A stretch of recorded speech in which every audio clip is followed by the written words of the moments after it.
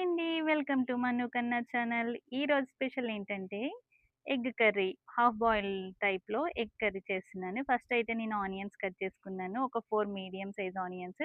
వాటినైతే oil వేసేసి కొంచెం పచ్చిమిర్చి వేసి, ఆనియన్ వేసి వేయించుకుంటున్నాను. అవి కొంచెం బ్రౌనిష్ కలర్‌లోకి వచ్చే వరకి మనం వేయించుకోవాలి. కొంచెం వేగగానే కొంచెం అల్లం వెల్లుల్లి పేస్ట్ వేసేసుకున్నాను. అది పచ్చి వాసన పోయేంత వరకి కూడా వేయించుకోవాలి మనమైతే. సో, చూడండి ఈ విధంగా అయితే వేసుకుంటున్నాను నేను. అది కొంచెం బ్రౌనిష్ కలర్‌లోకి వచ్చేసింది. కొంచెం సాల్ట్ కూడా వేసుకున్నాను. కొంతమంది టేస్ట్‌కి సరిపడా ముందే సాల్ట్ కూడా వేసుకుంటారు.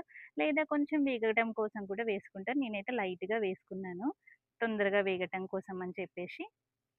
సో, నెక్స్ట్ దాంట్లోకి కావాల్సిన ఇంగ్రీడియెంట్స్ అన్నీ కూడా వేసుకోండి. ఇప్పుడైతే అవి వేగడం స్టార్ట్ అయిపోయినాయి. కొంచెం కలర్ చేంజ్ అయిపోయింది. సో, చూడండి. అండ్ నెక్స్ట్ మనం పసుపు వేసుకోవాలి. పసుపు కూడా మంచిగా దానికి పట్టి కొంచెం కలర్ చేంజ్ అయ్యే వరకి అది కూడా పచ్చివాసన పోయేంత వరకి వేయించేసుకుందాం.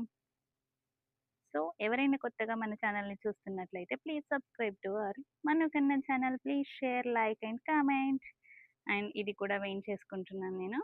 సో, ఇది కూడా వేగిన తర్వాత దానికి సరిపడా కారం వేసుకోండి.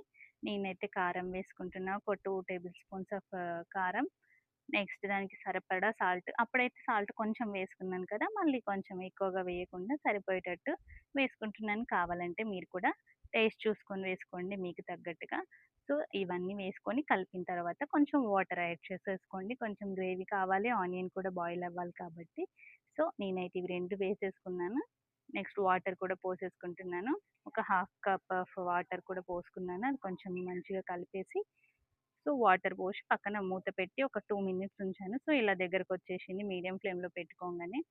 సో, నేనైతే ఇలా చేసుకున్నాను. నేనైతే 4 ఆనియన్స్ కట్ చేసుకున్నాను. మీడియం సైజు 4 ఎగ్స్ చేసేసుకుంటున్నాను ఇంట్లో 4 మెంబర్స్‌కి కాబట్టి. సో, ఎగ్స్ అయితే కొట్టేసుకున్నాను అలా. కొట్టేసుకొని ఒక 5 మినిట్స్ అలా పక్కన పెట్టేసుకోవాలి సిమ్‌లో పెట్టుకొని. తర్వాత వెంటనే అవి అడుగంటకుండా ముందే మెల్లిగా మనం స్పూన్‌తో వాటిని టర్న్ చేసేసుకోవాలి. ఆ టర్న్ చేసేసుకుంటున్నప్పుడు మెల్లిగా వేసేసుకోవాలి. లేపోతే లోపల యెల్లో అంతా బయటకెళ్ళిపోతుంది. ఆ యెల్లోతోనే టేస్ట్ ఉంటుంది కాబట్టి నాకైతే యెల్లో అంటేనే ఇష్టము. ఎంతమందికి యెల్లో అంటే ఇష్టం, వైట్ అంటే ఇష్టం ఎగ్‌లో. So, please comment. అండ్ ఇలా ఏసేసుకొని మళ్ళీ కాసేపు అలాగే ఉంచేయాలి. ఒక 5 మినిట్స్ అలా. మళ్ళీ కొంచెం బాయిల్ అయిపోతుంది లోపల. సో, అవి తీసిన తర్వాత నేనైతే కొంచెం ఏంటి ధనియాల పొడైతే వేసుకున్నాను. ధనియాల పొడి వేసుకొని మళ్ళీ టర్న్ చేసేసుకుందామని చూస్తున్నాను. ఏమైనా అడుగంటిందా లేదా అని చూసుకుంటున్నాను. ఒకవేళ అడుగంటుతుంది అనిపిస్తే కొంచెం మళ్ళీ వాటర్ ఏసేసుకోవాలి.